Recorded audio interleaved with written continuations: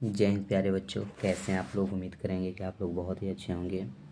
तो बच्चों, इस क्लास में हम पढ़ने वाले हैं ALP technician and group D वाले बच्चों के लिए जीके जीएस का महत्वपूर्ण प्रश्न, जो कि साथियों आपके लिए बहुत ही इम्पोर्टेंट होने वाला है।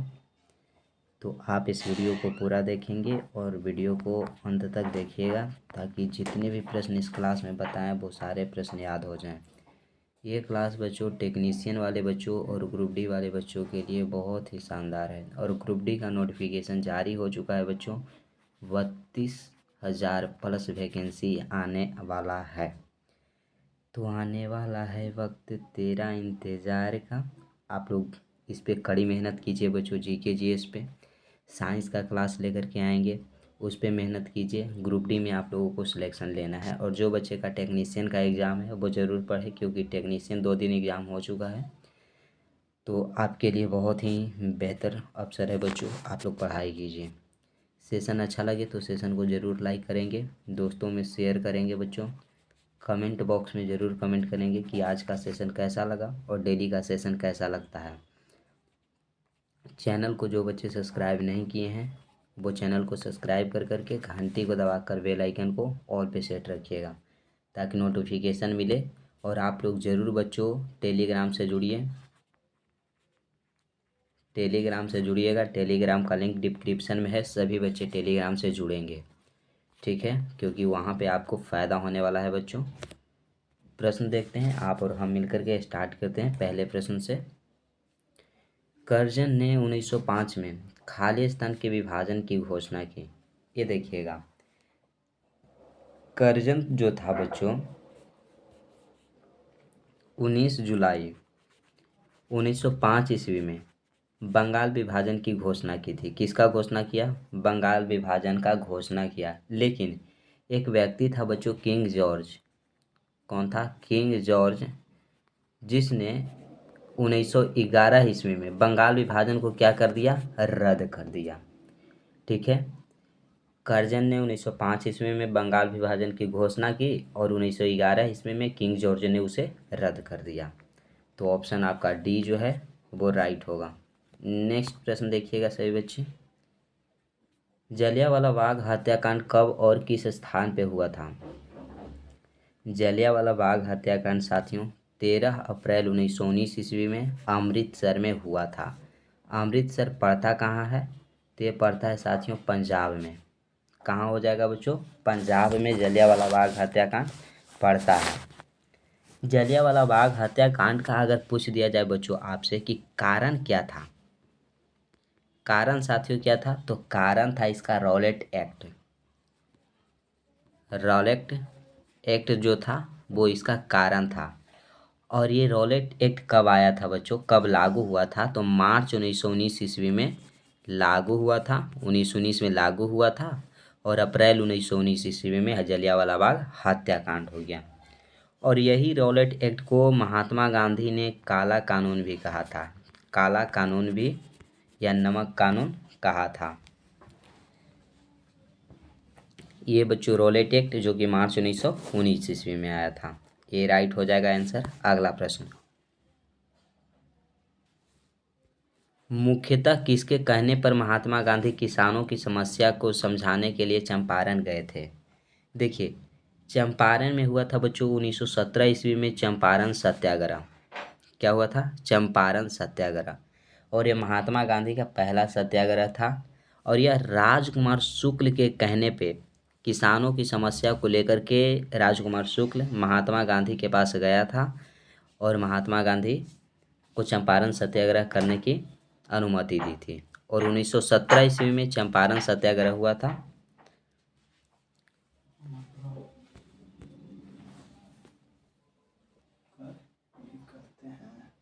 नेक्स्ट देखिए, नेक्स्ट क्या है? अगला प्रश्न साथियों कि भारतीय संविधान का कौन सा अनुच्छेद धन विधेयक की परिभाषा से संबंधित है? भारतीय संविधान का आर्टिकल कौन सा है जो धन विधेयक की परिभाषा से संबंधित है?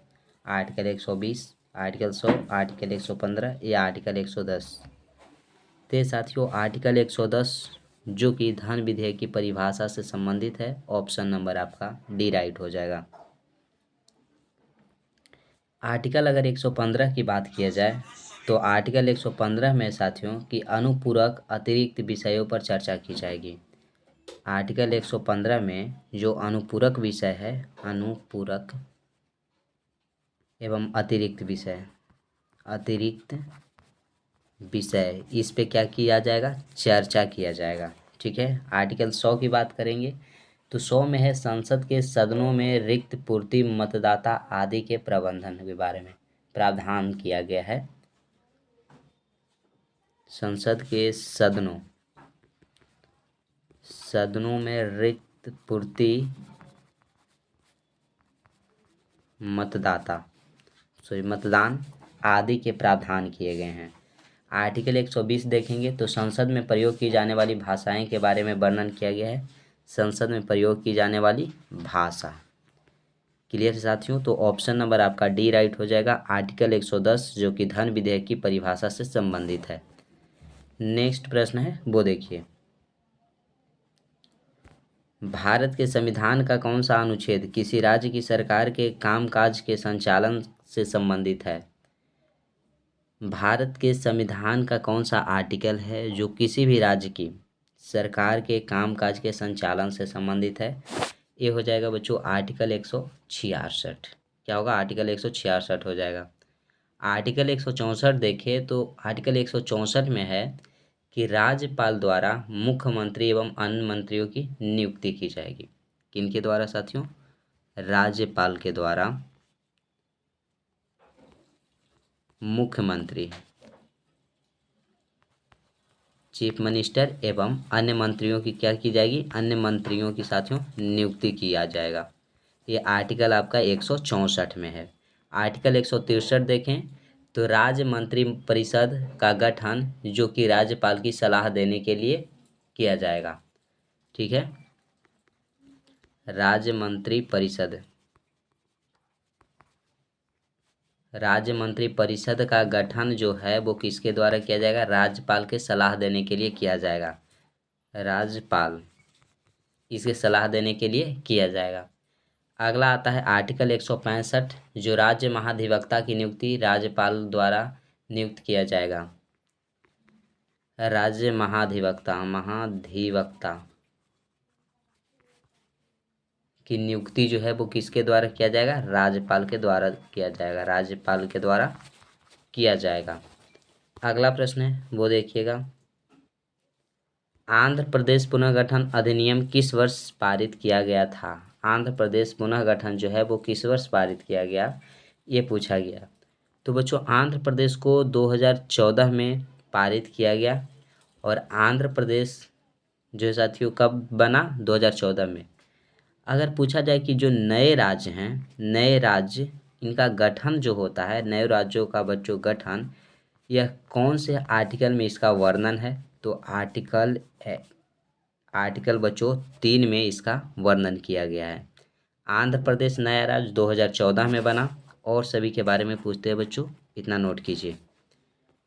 क्वेश्चन अगर आपसे पूछ दिया जाए तेलंगाना, तो 2014 में बच्चों तेलंगाना भी बना है नया राज्य।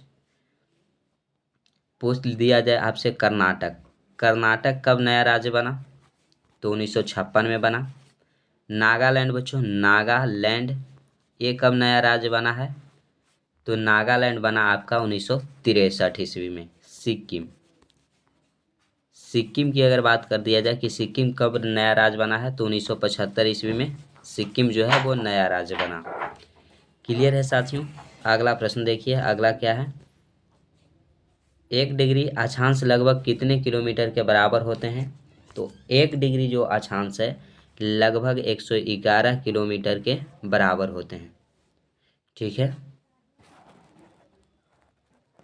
नेक्स्ट देखिएगा, नेक्स्ट प्रश्न क्या है, काला सागर खाली स्थान महासागर में है। काला सागर जो है वो किस महासागर में है, तो ये हो जाएगा बच्चों अटलांटिक महासागर में। अटलांटिक महासागर में अगर देखा जाए तो गिनी सागर भी, गिनी की खाड़ी जो है यह अटलांटिक महासागर में हो जाएगा। मैक्सिको की खाड़ी हो जाएगा, मैक्सिको की खाड़ी ये कहाँ हो जाएगा, ये भी अटलांटिक महासागर में हो जाएगा। जैसा कि आप देख सकते हैं भूमध्य सागर, भूमध्य सागर। ये किस महासागर में होगा? तो ये भी अटलांटिक महासागर में हो जाएगा। कैरेबियन सागर हो जाएगा। ये सब अटलांटिक महासागर में होंगे। ऑप्शन नंबर ए आपका राइट हो जाएगा।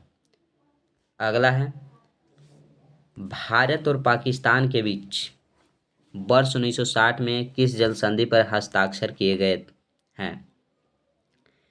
तो साथियों, वर्ष 1960 में भारत और पाकिस्तान के बीच जो है यह सिंधु जल संधि पर हस्ताक्षर किया गया था। ऑप्शन नंबर सी जो है वो राइट हो जाएगा। अगर पूछ दिया जाए कि भारत पाकिस्तान के बीच एक सीमा रेखा है, उसका नाम क्या है? तो उसका नाम है बच्चों रेड क्लिफ रेखा, जो कि भारत और पाकिस्तान के बीच खींचा गया है। और ये खींचा गया बच्चों 14 अगस्त 1947 को ये रेखा खींचा गया था। याद रखिएगा। अगला प्रश्न देखिएगा, निम्नलिखित में से कौन भारत और चीन के बीच स्थित एक पहाड़ी दर्रा है? भारत और चीन के बीच स्थित एक पहाड़ी दर्रा कौन सा है? खैबर दर्रा, पांगसौ दर्रा, काराकोरम दर्रा या जोजिला दर्रा? तो ये हो जाएगा आपका बच्चों काराकोरम दर्रा, जो कि भारत और चीन के बीच स्थित एक पहाड़ी दर्रा है। खैबर दर्रा के बारे में अगर बात करें तो ये बच्चों पख्तून में आता है, पाकिस्तान के पख्तून प्रांत में आता है। पाकिस्तान के पख्तून जो प्रांत है उसमें आता है। ठीक है, इसी से अफ़गानिस्तान का मार्ग निकलता है। खैबर दर्रा से ही बच्चों अफ़गानिस्तान जो है, अफ़गानिस्तान का क्या निकलता है? मार्ग निकलता है अफ़गानिस्तान का आपका खैबर दर्रा से। यह पाकिस्तान के पख्तून प्रांत में आता है। पांगसौ दर्रा की अगर बात करें तो यह भारत एवं म्यांमार के मध्य है। किसके किसके बीच है बच्चों? भारत और म्यांमार के बीच हो जाएगा। जोजिला दर्रा जो कि लद्दाख एवं श्रीनगर को जोड़ता है, नोट कीजिए। जोजिला दर्रा बच्चों लद्दाख एवं किसे जोड़ता है? श्रीनगर को ये जोड़ता है।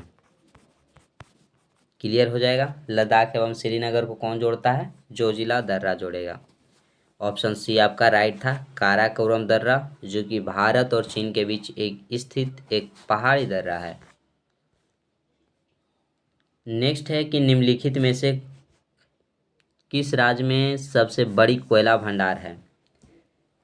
सबसे बड़ा कोयला भंडार किस राज्य में साथियों? तो ये हो जाएगा आपका झारखंड में हो जाएगा। कहाँ हो जाएगा? झारखंड में अगर पूछ दिया जाए तो धनबाद में हो जाएगा। झारखंड के धनबाद एक ज़िला है, वहाँ पे झरिया खादान से बच्चों कोयला जो है वो सबसे ज़्यादा निकलता है। झरिया खादान धनबाद जिला में है, झारखंड के झरिया खादान, यहाँ से कोयला सबसे अधिक मात्रा में निकलता है। सी राइट है आंसर। अगला प्रश्न, निम्नलिखित में से किसे सेरीकल्चर कहा जाता है? सेरीकल्चर आपसे पूछा गया। अंगूर की खेती, फलों को उगाना, मत्स्य पालन या रेशम के कीड़ों का वाणिज्य पालन? तो बच्चों अगर अंगूर की खेती की बात करेंगे तो विटीकल्चर कहलाता है। विटीकल्चर अंगूर की खेती कहला जाएगा। फलों को उगाना क्या कहलाएगा? पोमीकल्चर कहलाता है बच्चों। पोमीकल्चर या फलों के उगाना कहलाएंगे। मत्स्य पालन जो कि पीसी कल्चर कहलाता है। पीसी कल्चर जो कि मत्स्य पालन कहलाता है। रेशम के कीड़ों का वाणिज्य पालन आपका हो जाएगा जो सेरीकल्चर कहलाएगा। क्लियर है साथियों यहाँ तक? तो बताइएगा। ऑप्शन डी राइट है। आप लोग टेलीग्राम से ज़रूर जुड़िए, टेलीग्राम का लिंक डिस्क्रिप्शन में है। चैनल को जो बच्चे सब्सक्राइब नहीं किए हैं वो चैनल को सब्सक्राइब भी कर लेंगे।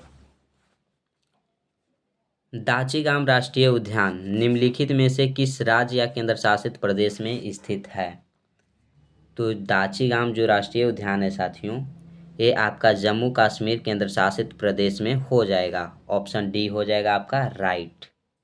ठीक है, दाचीगाम जो राष्ट्रीय उद्यान है इसकी आपसे स्थापना पूछ दिया जाए, स्थापना कब हुआ तो स्थापना साथियों 1981 ईस्वी में हुआ। और यह जो राष्ट्रीय उद्यान है किसके लिए फेमस है, तो हंगुल हिरन के लिए फेमस है। हंगुल हिरन के लिए यह अभयारण्य जो है वो फेमस है। ठीक है, क्लियर है बच्चों।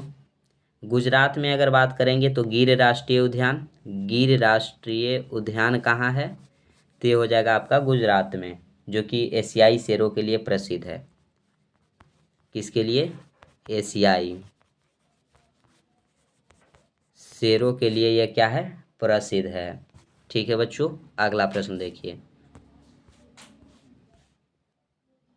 उद्योग नीति 1956 की अनुसूची ए में कितने उद्योग को सूचीबद्ध किया गया था। उद्योग नीति 1956 की जो अनुसूची है ए, इसमें कितने उद्योगों को सूचीबद्ध किया गया, तो किया गया बच्चों 17 उद्योगों को सूचीबद्ध किया गया। बी आंसर राइट हो जाएगा 17। नेक्स्ट आता है कि मुद्रा गुणक की गणना के लिए निम्नलिखित में से किस मौद्रिक उपकरण का उपयोग किया जाता है। तो मुद्रा गणक की गणना के लिए बच्चों आरक्षित नकदी निधि अनुपात मौद्रिक उपकरण का उपयोग किया जाता है।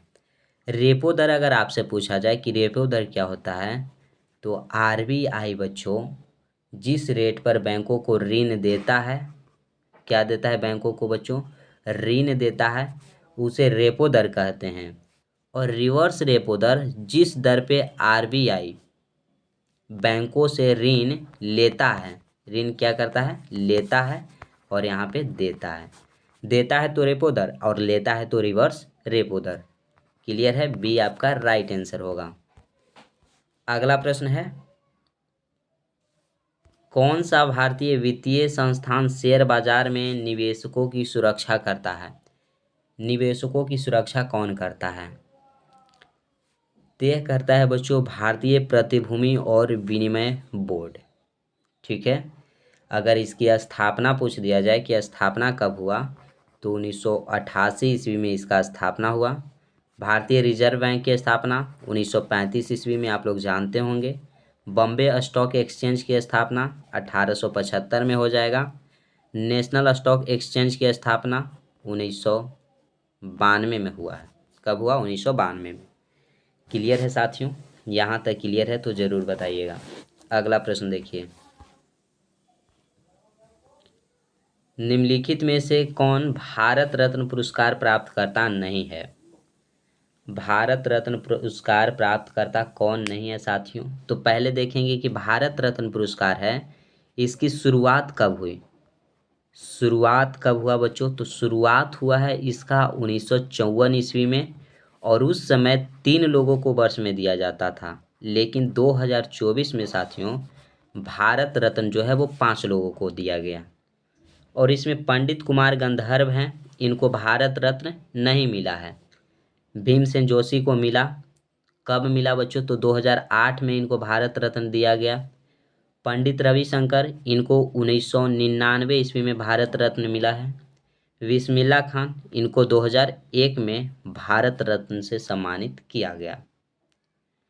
अब ये रहे पंडित कुमार गंधर्व, इनको भारत रत्न नहीं मिला। यह कर्नाटक गायक थे।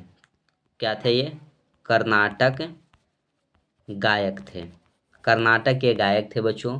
इनको भारत रत्न नहीं मिला तो पद्म भूषण मिला है, पद्म विभूषण भी मिला है। तो उसके बारे में जान लेते हैं, नोट कीजिए। अगर पूछा जाए कि पंडित कुमार गंधर्व को पद्म भूषण कब मिला, पद्म भूषण कब मिला, और फिर पूछ दिया जाए कि पद्म विभूषण कब मिला, पद्म विभूषण कब मिला, ये देखना है आपको। तो पद्म भूषण मिला बच्चों 1977 में, और पद्म विभूषण मिल गया 1990 में। इनको भारत रत्न नहीं मिला, तो डी आंसर आपका राइट हो जाएगा।